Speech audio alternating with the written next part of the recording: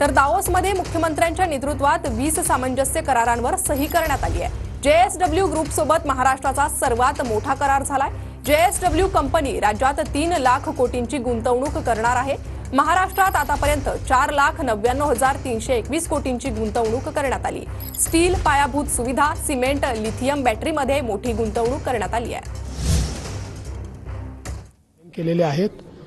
सगळ्या क्षेत्रांमध्ये इन्व्हेस्टमेंट येते आहे आणि विशेषतः महाराष्ट्राच्या सगळ्या भागांमध्ये इन्व्हेस्टमेंट येते आहे आणि अनेक चांगले पोर्टफोलिओज आज आम्ही साइन केलेले आहेत। उद्या देखील आम्ही साइन करणार आहोत।